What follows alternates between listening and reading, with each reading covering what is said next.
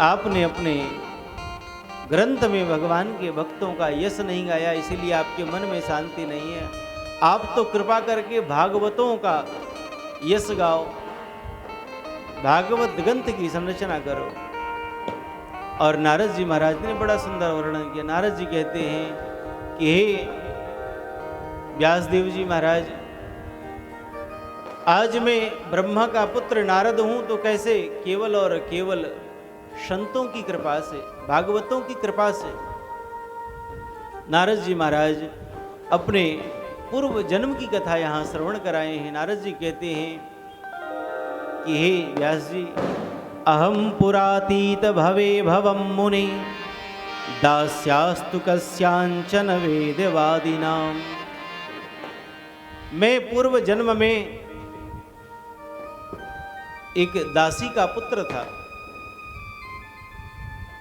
अल्प आयु में ही हमारे पिता की मृत्यु हो गई, हमारी माता वैधव्य हो गई और हमारी विधवा माता हमारे पालन पोषण के लिए मुझे लेकर के एक ब्राह्मण देवता के यहाँ गई।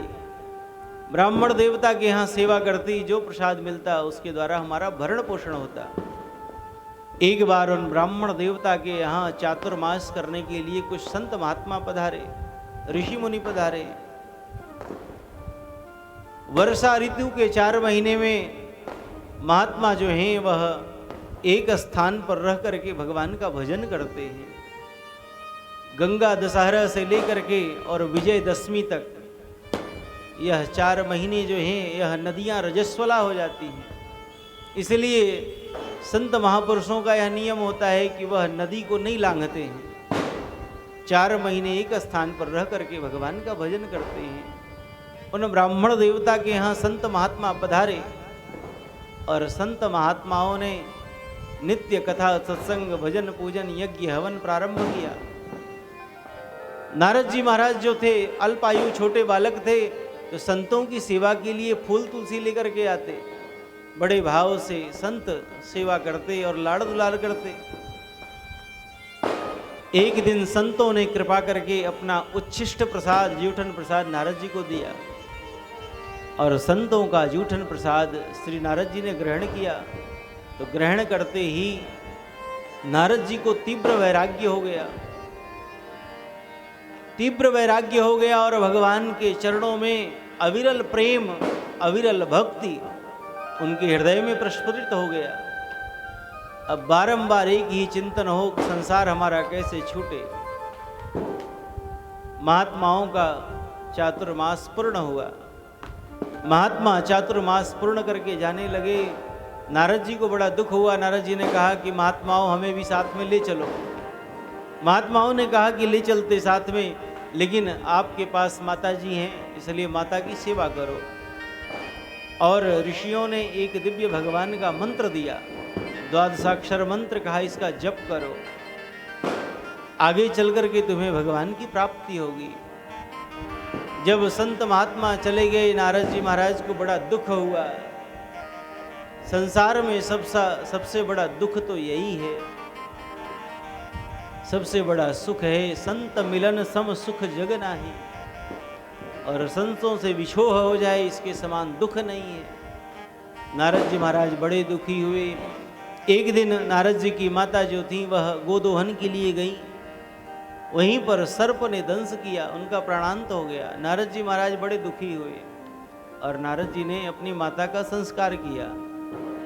संस्कार करके और संसार का परित्याग करके नारद जी महाराज वन में चले गए और वन में जाकर के भगवान का चिंतन करने लगे।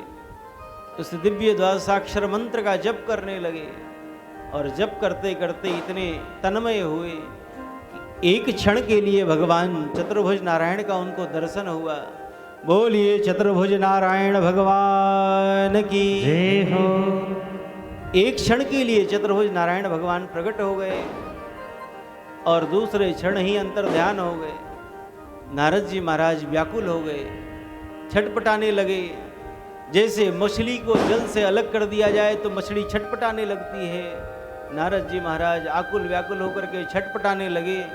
उसी समय आकाशवाणी हुई है कि हे पुत्र, इस जन्म में तुम्हें इतना ही सुख प्राप्त होना था, हमारे उसी रूप का तुम चिंतन करो, अगले जन्म में साक्षात हमारे स्वरूप का तुम्हें दर्शन प्राप्त होगा, हमारा सानिध्य मिलेगा।